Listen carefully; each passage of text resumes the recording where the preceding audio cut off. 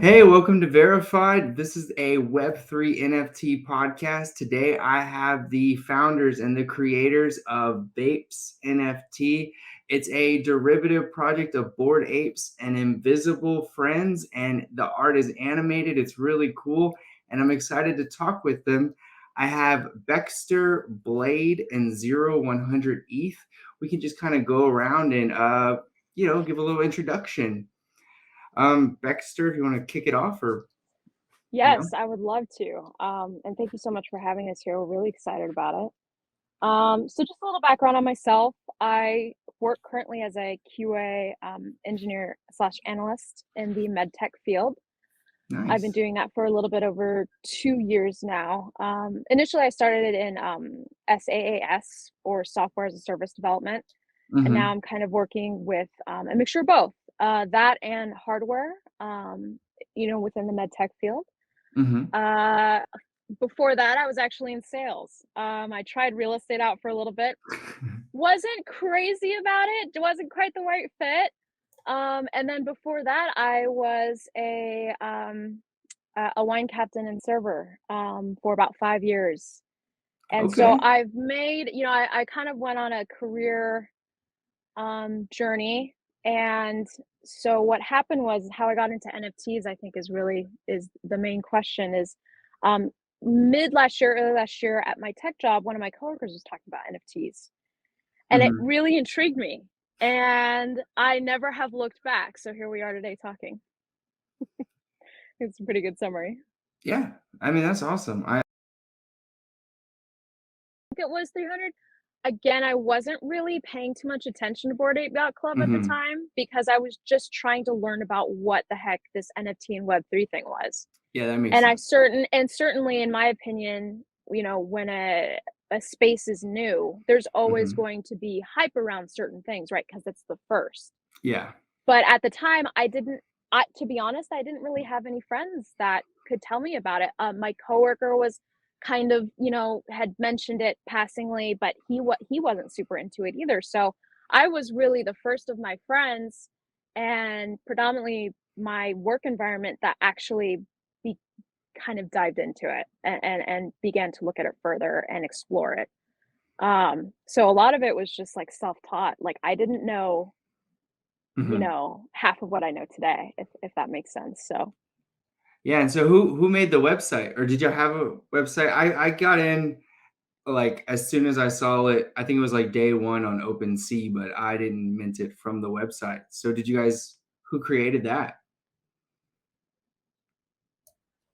So I think what you're probably referring are you referring to like the minting website Yeah, or yeah, the yeah. like Uh-huh. Sorry. Yes, the mhm. minting.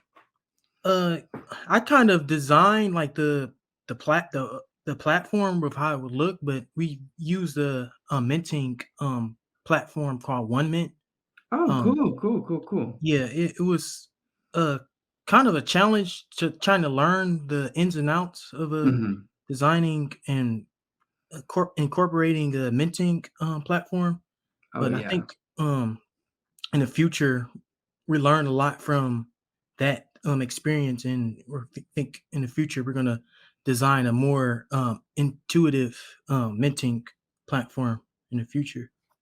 Oh yeah. Hey, I was just hinting at like y'all have gotten into this space, you're in NFTs, and then all of a sudden you're like creating contracts, art, website, marketing, web design. It just sort of it's all that takes on. And now, you come from you're still in tech, but you've moved on to founder, right, Becca? Like y'all are Yeah. So I think the context of your question is, how did we do all of it with three yeah. people, right? Hmm. So a lot of it was outsourcing. I work with developers, and so I'm aware of certain programming languages, but I am not fluent in, the programming languages primarily used in NFT world.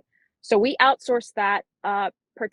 So the smart contract was outsourced via OneMint, Okay. which is it's a pretty well-known minting platform. They provide I thought they provided decent service. I think for phase two, however, we're moving probably going to move in a different direction. Something with a little more on hands support, that kind of thing.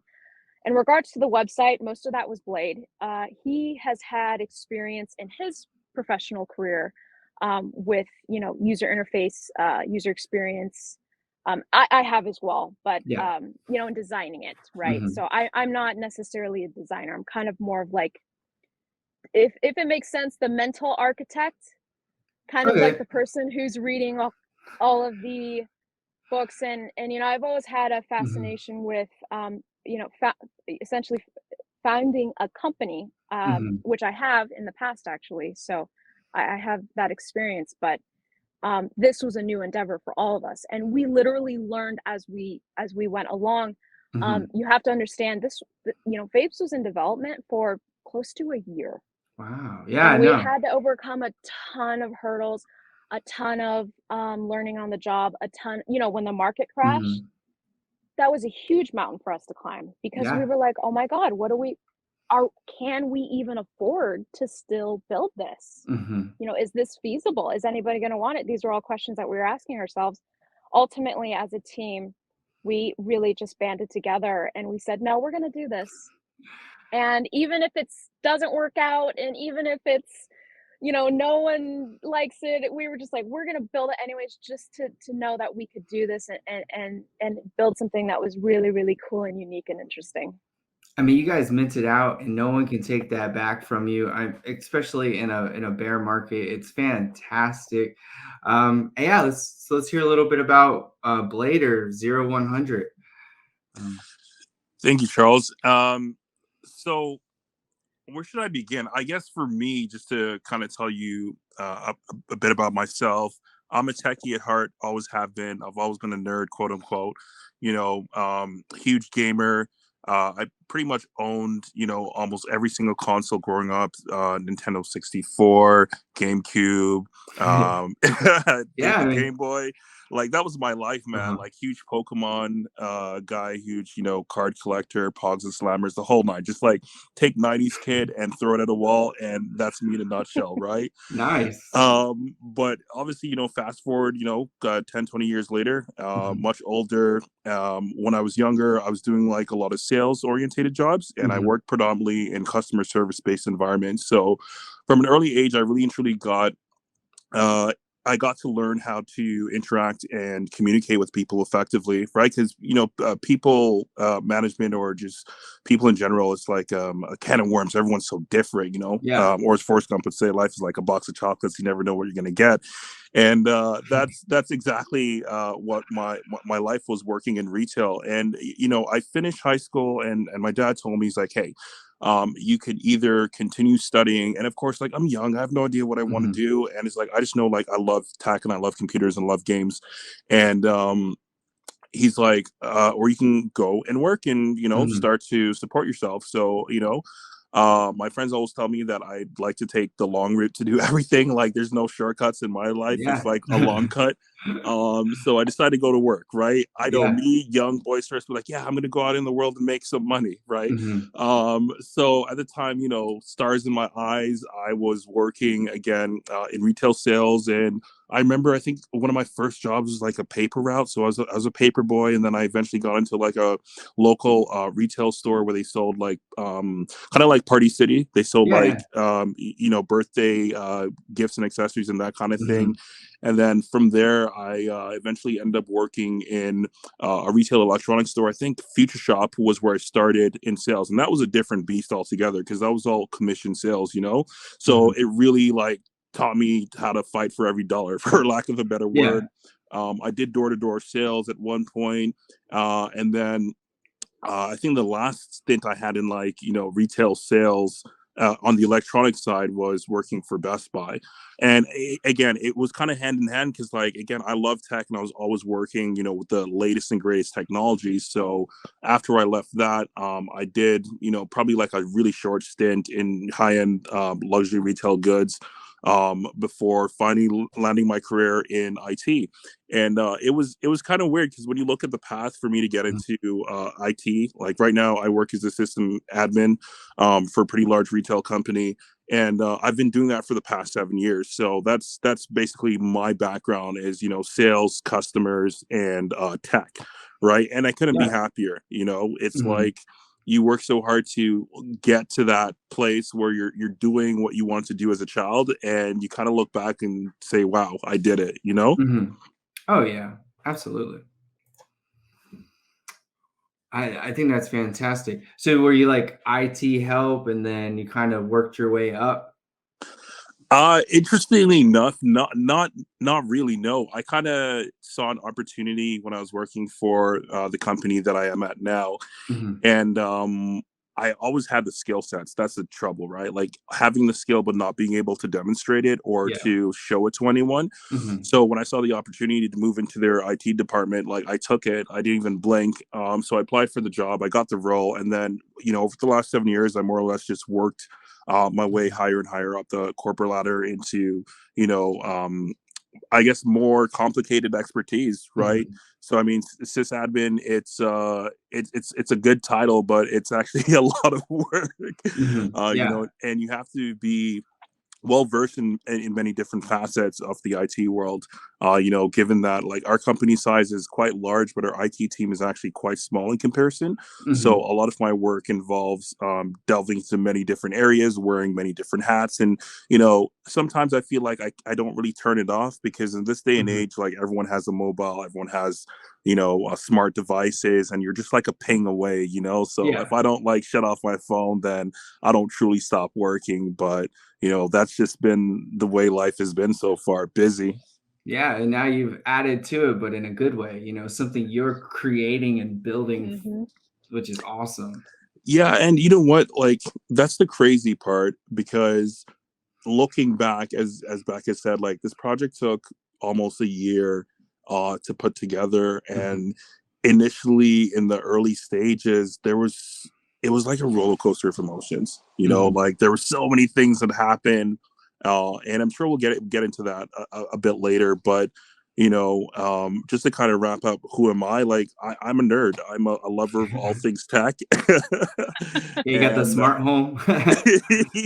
Yeah, with the smart lights and everything. Nice. Yeah, I mean, you work at Best Buy. You have to. You got to have the switches and the phone connection. I love man, I can't tell you how many iPhones I bought. Because I bet. Like I got to get the 12S. I need the S's. Oh man, it was all about the S's. It was all about just having the you didn't need it, and that was the cold hard truth. Because after I left Best Buy, I didn't buy as many iPhones because it just dawned on me that my phone from last year worked just as great as the phone from this year. But it's those small life experiences you kind of learn over time that not. You don't need to always have the latest and greatest. As long as it's functional, can kind of get you through life, then you're good. Yeah, I love that. And Blade, last but not least, I mean, I'm very excited because we're kind of getting a facet of everything, and we get to talk to the artists too. Which for me, I'm lining up some artists just to talk to, so I'm excited that we have one today. And I'm a digital artist myself, and I'm just curious as to what software like. But first, you can go into your backstory. I just have so many questions. I'm excited. Yeah, my name is Blade. I And love that's that what we call. accent. It's so good. Yeah, my name is Blade. In the Web3 space, my real name is Jared. Hi, Jared. I am an industrial designer by trade. Wow. As a young kid, I have an identical twin brother. And That's cool. yeah, so as a kid, I was always into art and competing with my brother, trying to design or sketch the best picture. And we were always into like anime, cartoons and things of that nature. But I also had a innovative side as well of as like designing things and tinkering with like little objects and trying to create things. Then fast forward about 15 or 20 years later, I went to college and I learned about industrial design. And fast forward after that, I designed products for Fortune 500 companies. Oh, nice. Have a few patents have granted. But a lot of the things that I've learned till Mhm. today is more of self-taught. I kind of always watch YouTube videos on how to do certain things within Mhm. design, whether it be video creation, content creation, marketing, or um, sketching. Yeah. And that's I kind of came into the Web3 space a little later than everybody else here. So it was kind of like a fast track trying Yeah. to learn everything when it comes to creating an NFT. But yeah, like the NFT space, like just really like excited me to learn like how to create an NFT. And Yeah. so yeah, that's kind of my backstory. Hey, that's awesome. And what I've learned too from talking to a good group of founders now is we're all kind of similar. We all kind of have this nerdy game side that's come to this space. We understand maybe Web3 a little faster right now because of our history with like games or skins or previous like past knowledge. And that's just allowed us to understand what an NFT is at the simplistic form. And then now we're just building upon that. I mean, this is what excites me, right? Um, Mm-hmm. Yeah, no, absolutely. And that's the fun part about, being in the space. And, that's what I love about um, Jared and Becca, is we all come from similar but very different cloths. mhm. And we were able to really and truly pool our skill sets together to create something amazing. Right. And Yeah. I don't know if it was just chance or complete coincidence or fate that brought us all together, but I guess this would be a great time to kind of explain to you how Yeah. how vapes happen. So I remember, you know, just a bit of a backstory for me. As far as NFTs and crypto was concerned, I was never too crazy about it. Like I heard, Mhm.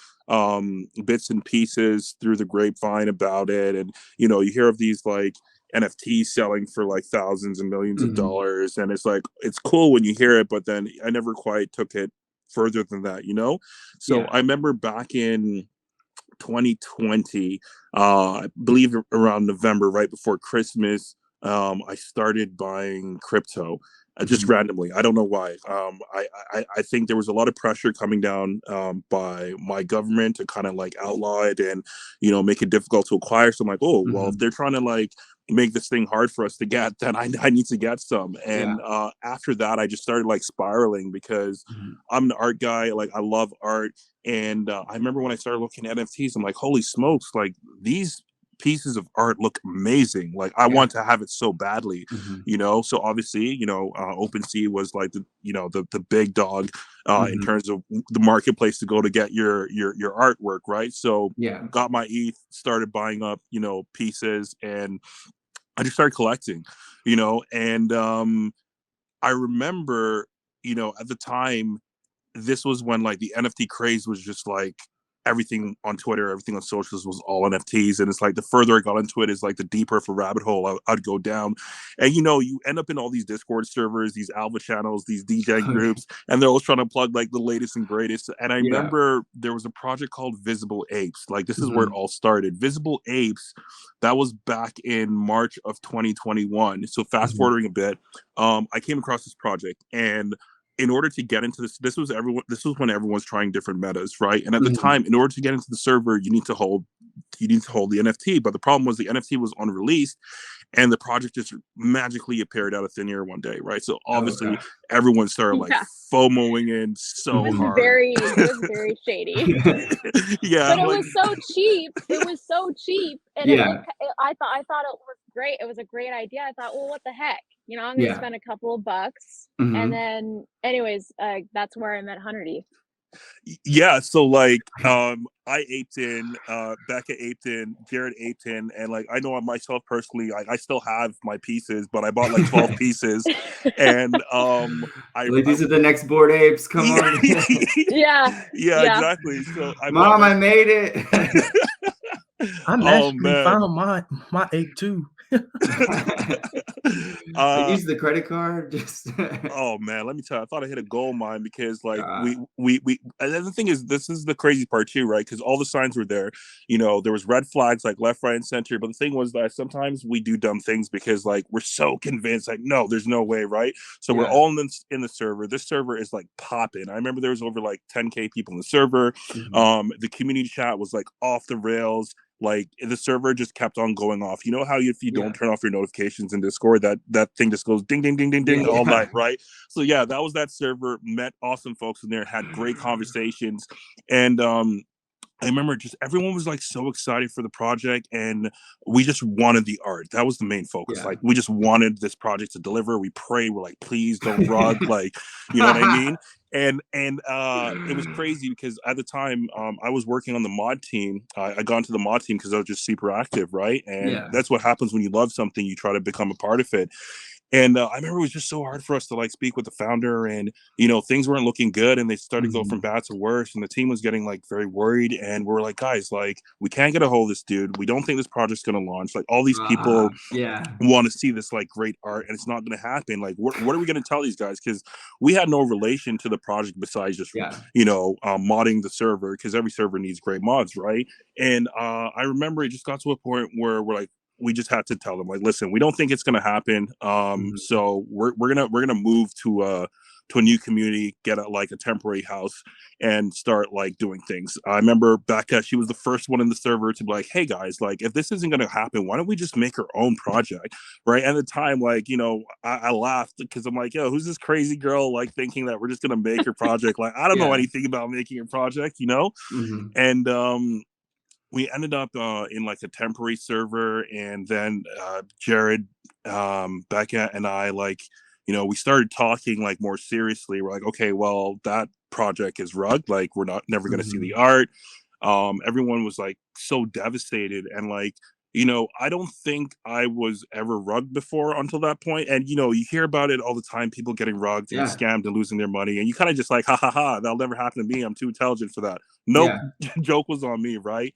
Or on us rather. So we got into the server, we started brainstorming, and initially we actually had a fourth member of the team, but due to, you know, politics, we had a falling out. So, you know, we went from 4 to 3, and then, you know, it was kind of felt like we're starting all over again. But the great thing about that was in March of 2022, that's the earliest comms that I can find, you know, is really when we began to like, you know, put pedal to the metal, you know, put our head to the grindstone, because we started to, you know, put our ideas on paper. And you know, that's the great thing, like you can think about things, you can try and, you know, envision or dream for things to come true, but if you don't, you know, take them out of your head and put them into the real world, they'll never bear fruit, right? So Jared, I remember, you know, he just started blowing us out of the gate with his art. Like, I'm talking beyond our expectations, because we had ideas, but we really didn't know like where these ideas can go. And it's kind of funny because when we look back at some of the original concepts, some of the original artwork, you know, it's almost laughable now because the end product just doesn't even compare. Like, we were so focused on just having the coolest art possible, having super smooth framework, having super clean line art, having super vibrant colors.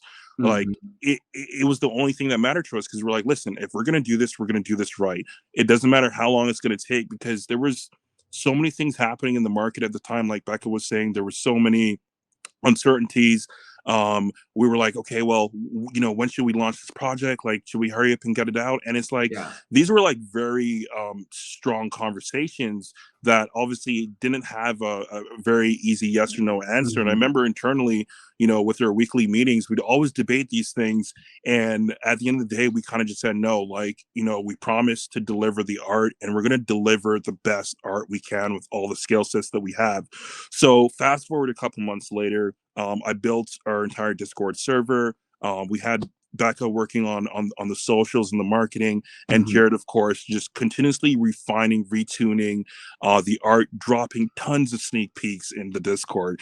And I mean, I think for a lot of people, they didn't really believe it was real until they started seeing those sneak peeks. Yeah. They're like, oh my God, holy cow, these guys are onto something special. And I think for us, that was like a small win, because sometimes when you're working so hard and doing things without certainty, it's just that small, silent piece of like praise that really, helps you to continue on, because we're all independents. We all have full-time jobs, and with 3 different countries that we're from, and getting together and trying to like get this project off the ground was extremely difficult, right? So I don't want to sit it's here not easy, right? yeah, exactly. Like, I don't No. want to sit here and say that it was a cakewalk, everything went according to plan, because we, just like Elon Musk launched his rockets, we blew up so many times, man. We had to hit the restart button so many times. And the silver lining is, of course, in the end result. Like, eventually we took off without blowing up, and the rest is history. Here we are now. Yeah, I mean, I love the art, and I love the subtle differences, and I love, for me, it's the things in his hands, the hoodies, like the motion graphic hoodie with the triangles, and the gold hoodie and that shimmer. Like, these slight differences are what I think will take this project to the next level.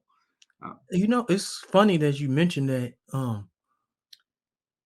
Just like Gavin said, like, there was a bunch of resets. Yeah. As far as the art wide goes, I think there was a lot of learning in taking one step forward with the art, then I had to take 2 steps back, because it's like easy for me to create a concept, like Yeah. a sneak peek of a preview of a single NFT. Then it comes in my mind, like, how am I going to create a 4,000 NFT Yeah. project with over 28 frames per NFT? Is like, it's crazy, because just trying to think of how to make this happen from an art Yeah. aspect was a real challenge. And to see that we actually did it, built the art and built the contract and built Yeah. the website and did the minting went well, is just awesome. Yeah, I mean, I'm sure you were drawing, and then you were like, I got to go back and draw again. And, maybe you learned something with the motion, right? Like, I don't know how in depth you were in motion when you started, but I was learning motion a while back to make all these things happen. And just as you learn, you're like, okay, let me restart all over again, because perfection is what's going to drive you guys forward here, Exactly. Oh, Because absolutely. yeah, Oh, sorry, Blade. because because before I even got into this project, I did a lot of graphic design, but I was always into animation, like anime, but I never like officially like did any like animation work. Yeah. So this was literally like the first animation project that I've worked on, and I'm kind of glad that it was, because it taught me how to do animation. And like, now every time I look at different animation Yeah. art, I can tell, like, I can just point out, like, oh, that's frame by frame, or they're using rigs on the Yeah. Yeah. characters and stuff of that nature. So I kind of look at Mm-hmm. animation differently now after working on this project. Oh yeah, I mean, you started too. I see. I love that the NFT space, like Invisible Friends, to me, they're some of the first motion ones, and they use the walk cycle, which, if you're in drawing or animation, is when you're a kid or wherever you start, they're like, okay, learn the walk cycle. So I think it's really cool that you guys have like incorporated that in as well. I mean, that's why I love this project. Thanks, man. And you had said something earlier that I just want to really truly impress upon the future listeners here, is that when you were describing the art and the different assets and the different traits, and I'd mentioned before that we had to hit the reset button a lot, even almost right before launch. I remember that as our collection was building momentum through the social medias, we actually started getting copycats who, you know, preemptively posted our teasers on OpenSea and tried to scam people. So I remember we had an emergency meeting about it, and Jared, brilliant mindset, he's like, okay, I have an idea, but he didn't tell us what the idea was. And this is, you know, this is the trust of the team here, right? Because we trust each other in our own expertise to execute. So he's like, I have an idea, I know exactly how I'm gonna fix this, right? And he kind of kept that last little, you know, secret to himself. So when the art revealed and, you know, we saw the different furs, like I personally like lost my mind. I was like, oh my God, that is like brilliant, you know. And it's like as he was saying, just, you know, the animation, the different jackets, like even in our server right now, like people are going rampant with like the gold traits, you know. Me personally, I love all the art, but for me it's all about the Dalmatian fur for me, you know. It's fun. Yeah, that's a fun one. It's a really fun one. Yeah, and those are like those like those are the big things. There's just like little differences that make you, if someone's like, oh, why, you're like, when you see that, you're like, okay, this is something special. It's there, and it just nails it. Yeah. Okay. It's funny that you guys mentioned that, because when I was generating the collection, I was just looking at everything, and everything looked not as exciting as it did now. So like probably like a few days, like right before we were to launch, I was kind of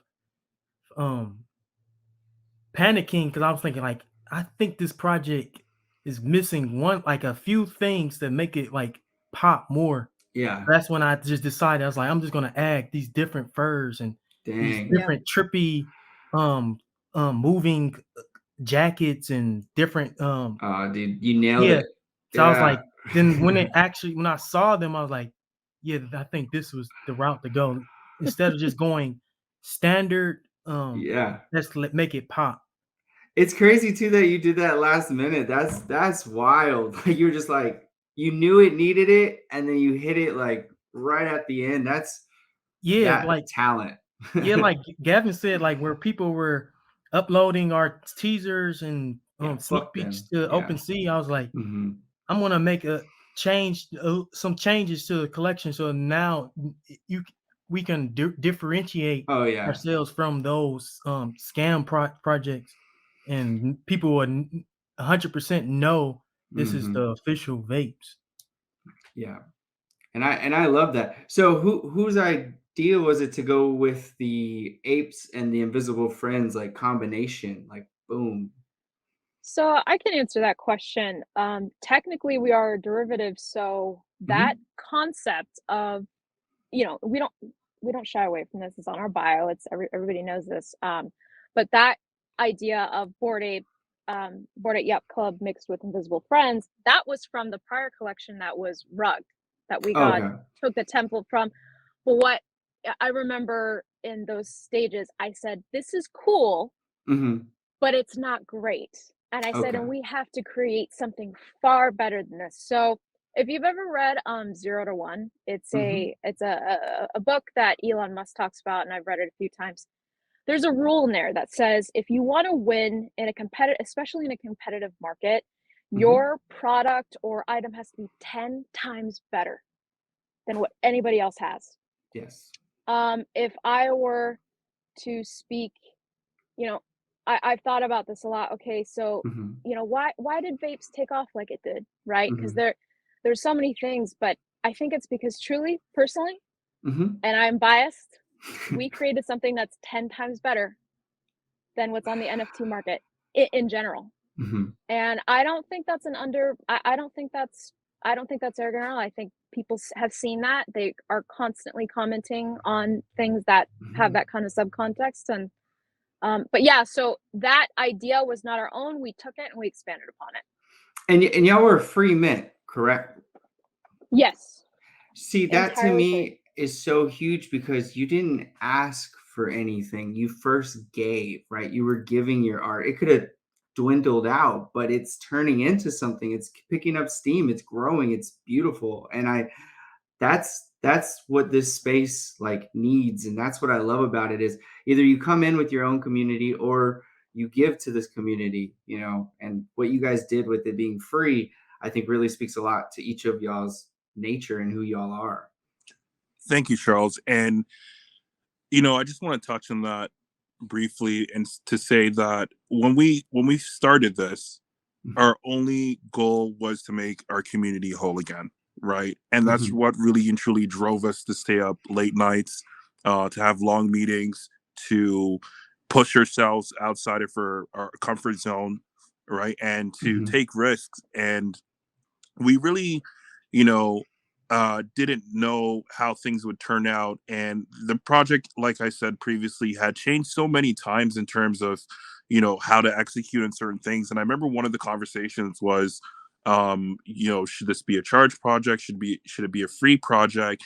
And we decided to go free mint because we want to give our community an opportunity to get what they deserve, which was some kick-ass art, you know, pardon my French, but that was our intention. And, you know, that drove us to the point of where we are now, you know, to be able to be on this interview with yourself and to kind of tell everyone a bit more of her story. They may have heard bits and pieces, but this is how we came together to, you know, do the seemingly impossible from three people who barely knew enough about building a collection to having a sold out project. It's, you know, it's still for me, and I know Becca and Jared may feel the same way. It's an unbelievable experience. I mean, that's amazing. So let's touch on a little bit of like me coming in as I'm going to say that there's going to be whales that will see this at some point or somebody who's going to look to get in. You know, what is your roadmap look like? You guys can touch on that and then touch on your like NFT utility strategy that's come to play. And then we'll just ask some questions between that. You know. Absolutely. And so I'm going to be speaking about that. Okay. So the roadmap, which we've already discussed, first and foremost is creating and fleshing out the visible verse. Okay. So for the next year, we are going to be releasing the visible verse. Is this the metaverse or? So no. So the visible verse is our concept of 4 foundational collections. Okay. So the first one being vapes. The second one, which is technically phase 2, is going to be visible utes, which is still kind of a derivative, but we're really putting a lot of originality into utes. So, you know, the derivative, it's only going to be to a certain point. And eventually what we want to do is by phase 4, we are releasing an entirely organic and original concept. And so the idea is that's our main goal. You know, you have to understand we were and still are working with limited funds. This was a free collection. You know, we're getting, I think, 10% off of secondary sales, right? But we're not, you know, we're still working within a limited budget. But we are already building conceptually the kind of utilities that we want to have for every phase. And in regards to that, I would say that for vapes predominantly, we're looking at more, you know, in real life type of utilities. You know, and as we are able to accumulate funding and actually build these things, you know, we will be releasing that. But just to be frank, we're not. You know, we won't talk about something until we're 99.8% sure that we can deliver it.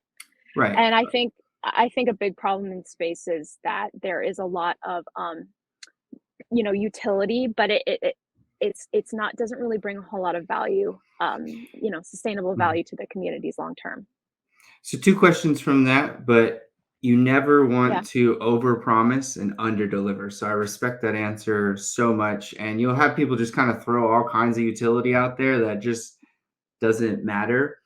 Yeah. First question, are they all staying on Ethereum? Because I know ULABSx is favorable to Solana. So Or is that personally something you're speaking, figuring out? so here's my thought. The overall, so the vision is far larger than Visibleverse. Visibleverse is kind of like our foundational. So you know how like Disney has Marvel and Yeah. Star Wars, and they have their own subsets of communities and utilities. That's our eventual goal. And by the way, I'm not saying we're trying to compete with Disney. We love Disney. What I'm saying is that in regards to content and media, Right. production, this is kind of what we're looking at. So Visibleverse is kind of like our Marvel under a larger sort of scenario. So, you know, I think. I like that idea, That by being the said, way. I like that, you know. yeah, it's well, you know, not to give away too much, but it's a model that really it hasn't been touched upon in the NFT space. And that's what I'm kind of good at. I'm good at looking at models. I'm good at, you know, analyzing those kinds of things. But I'm sorry. So I kind of lost track. Did that answer your question?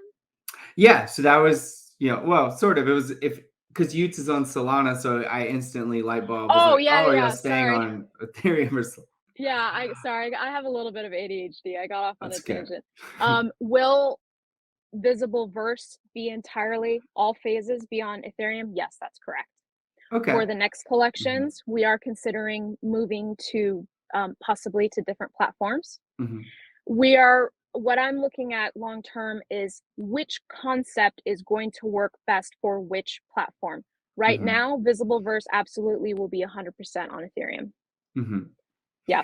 Yeah, I mean, I'm one of these kind of people that I'm not afraid to tackle other tokens because I try to like imagine if something like Bored Ape Yacht Club had also a derivative on Solana, and you're telling me they wouldn't be successful. I think they would be pretty freaking successful. I mean, they would be, in my opinion, maybe better than DGods if it was like a direct derivative or some changes made for Solana. I mean, or any token. So it's kind of, you know, I'm not afraid of NFTs, you know, spreading out some. I think that's all interesting ideas. And then you said the fourth is original, and then is the third just a mystery for now? So the third, assuming that Wait. have Hold on, Becca. Let's just not drop too many Easter eggs. Yeah, you here. can leave some mystery. Yeah, let's leave some mystery. Well, yeah. So our wrote the what we've discussed, not to give too much away, is that for sure phase 4 will be entirely original concept. Phase 3 is still to be determined. To be honest, right now we're really just focusing on pulling off phase 2, right, and increasing and building upon what we've done with Vapes. Yeah, so I think that's really good for anyone who's thinking about putting, you know, large numbers of ETH in, or even coming in and just buying future holders. Is you guys are thinking about the future. You are building out more. There's projects to come. Now, for the NFT strategy per se, is there going to be like, you know, reward to holders for holding, or is there any kind of thing like that? Are you guys thinking along those lines, or? Oh, absolutely. So we have been telling, you know, our community that it will be, so for instance, 1,500 tokens of the visible ULABSx phase 2 will only be available to vape holders. Okay. Nice. So you have, and you know, we're still fleshing out the conditions of that, but you at least have to hold a vape to be into that first 1,500.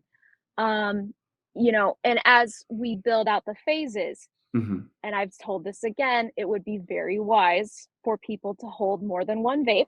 And it would also be wise for people to hold a visible ULABSx, because the tokens will have use through the, you know, the continuum of the phases. So it is important that you're holding, you know, I would say at least one of each. Yeah, I mean, that's big. I mean, because you have to think downstream, and it could be a matter of days or moments before you get there and the floor is 0.3. So that's when it's hard to ask people to hold more than one if they're like, I just bought this for $400, you know. You gotta think, right? Like, you just don't know. It could happen. I've been in tons of projects, and overnight you're like, oh my God, it's like I put one for sale and then they'll sell for 0.3, and you wake up, you're like, oh, you're like, cool. That's crazy Yeah. awesome. Yeah. Yeah, we want our community to, Mhm. to be, successful. Their success is our success. So I, Yes. I, I definitely hear what you're saying there. I mean, that's exciting. So, I mean, I saw that in the Discord. A lot of people were like, "Hey, is there going to be some reward to holders?" And this is going to answer that question. Yes, right? And so Oh that's yeah, exciting. absolutely. Holding, you will be rewarded. Mhm, And we actually touched upon it in the AMA, but I think people at that point were just like, "Whoa, what is this?" They kind of weren't paying mhm. attention. So I'm glad I get to say it again. Yeah, well, sometimes Yeah. those AMAs they're really stale and they're kind of hard. I mean, I went; it was awesome. It was a fun AMA. Yeah. But yeah, it's good to re-communicate, especially over time, and as Mhm. it's and things are definitely able to change and get better. As the community grows. Um, Is there going to be any kind of I know you guys, you mint it out for free, so you're really just so far you're really just giving to the space, and you just keep giving. Are you going to do any kind of marketing, or are you going to do giveaways? Like, are you guys like taking these strategies into consideration or doing them? Yes. So the giveaways, we do a giveaway every Wednesday. Nice. And like clockwork, Hmm. it's every Wednesday is a giveaway. We actually are creating a schedule that everybody can just like see and share. We're Hmm. also creating a holder kind of like asset where it gives you all the basic information about vapes and Hmm. also the visible verse and the other collections that will be coming. But we are already implementing the giveaways as we are able, as our bandwidth expands. The giveaways will become more interesting, Hmm. offer even more value. So yes, that's something that we'll be doing. In regards to marketing, we are currently looking and actively interviewing for the right marketing manager. Oh yeah. Because as of right now, I'm predominantly taking care of most of that. And Hmm. not that I don't love marketing, but we need to expand the team as that is, that is the healthiest way to move Hmm. forward and to grow. So yeah. And I think we're doing well on the marketing front. A lot of it's organic, Hmm. but the approach is working well. And so really it's just refinement and filling that position Hmm. full time.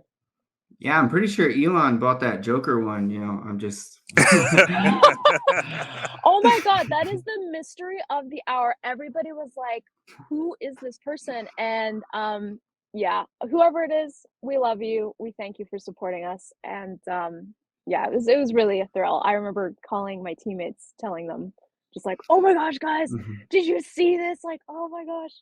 So, Yeah, and yeah, it it play was it really plays fun. into the algorithm of OpenSea, and they'll just keep, showing this to people. And being on just getting your collection to OpenSea is marketing itself, because OpenSea actually does so much, and it opens you up now globally.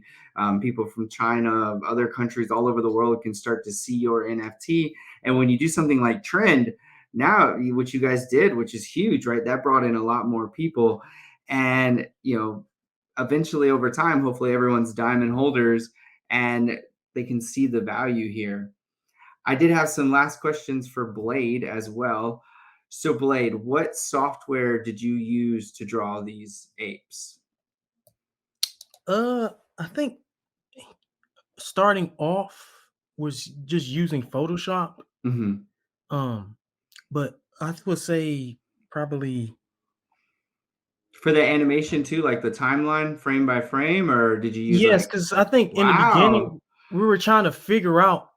I think that was like the early stages, trying to Hmm. figure out what's the easiest way to um create the frame by frame, but also export the frames Hmm. so they can be usable for generating a collection.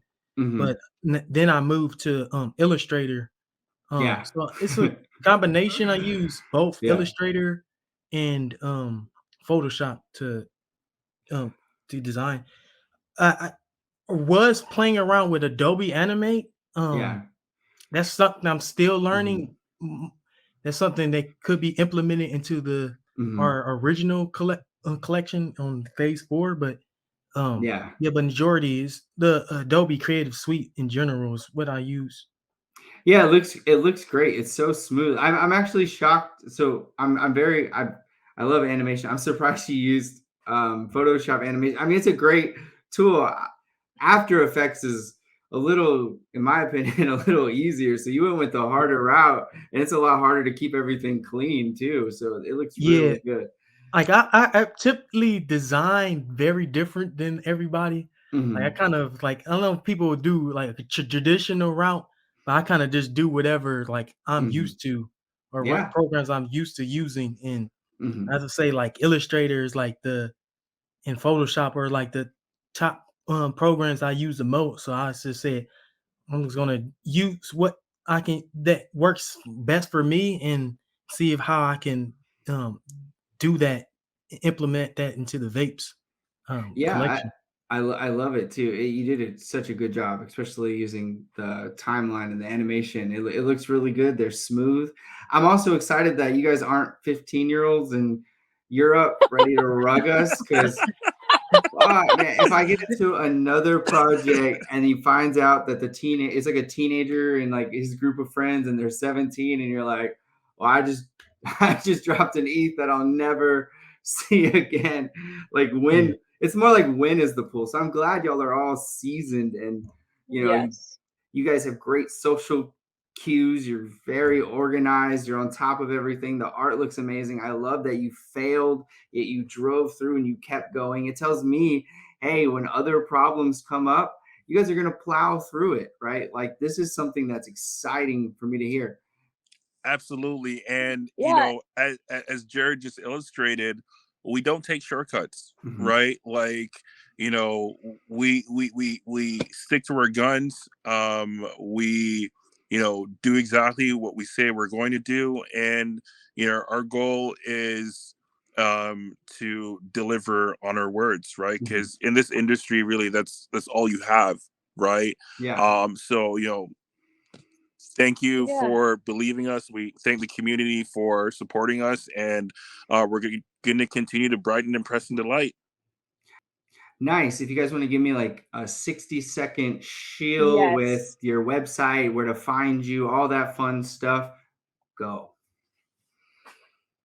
So our Discord is Vapes. That is going to be on our OpenSea account and also Hmm. on our Twitter account as well. Everything you can find on our Twitter account and also in our Discord. Hmm. So our website is it's visibleapes.io. That's right, Blade. Okay. it's vapes. Actually, vapes Vapes NFT. vapes.io. Okay. So, you can find us there. Um, I I think the platforms we're most active on and we will continually stay most active on Hmm. are Twitter and Discord. Okay. And what's your Twitter Um, username? the Is it Twitter just username is it is vapes? it's just Vapes. I mean, Yeah, I'm gonna it's put the Vapes. links down in the description. Yeah, So it's just yeah, Vapes. okay. Yeah, there's no Mhm. additional Hey, you got it. elements of that. But yeah, if Vapes I could just NFT. yeah, if I could just add something, kind of end it on a note, Mhm. um Vapes as a collection will be it's our first. It will always Mhm. carry the weight. It will always be valuable. It will always be interesting. It'll always be unique. It's our cornerstone. My kind of thought is vapes is forever. And it's very, very dear to our hearts. And if I could say something just about the NFT space in general, and so Mhm. you kind of understand how we're thinking, God made Adam, Mhm. man has computers, and we Mhm. have Web3. Yeah. And that's how everybody in this space needs to be thinking about it. I may be coming off a little bit serious. This is a very serious endeavor for me and for Mhm. this team. And we're really excited to see the future and to bring you all along with us. I love that. And what a way to end it. I mean, it's so true. And you guys have started something amazing. You have a company, you have something that's growing, you have Vapes Burst, which I'm just excited that you guys came on. I'm glad to meet y'all. I'm glad y'all aren't teenagers. You're here for the long haul. You have tons of projects thought out. You have things coming, and it seems like it's pretty soon. Do you have a guessing timeline of the next step, the Visible Yes. Utes? So Visible Utes should land, assuming that we don't run into any crazy blockers, Mhm. around the end of March. And our Nice. goal is of next year. And our goal is for phase 4, it'll land around the same time this year. So like late November, early December. Okay. So it is truly, when I said the year of Visible Verse, it is the Mhm. year of Visible Verse. Yeah, I love that. Mhm. All right, be sure to follow them, join their Discord, check out the art. I would go to OpenSea as soon as possible. The floor is still very achievable for many people, and I would go get as many as you can. And that I'm gonna end it here, guys.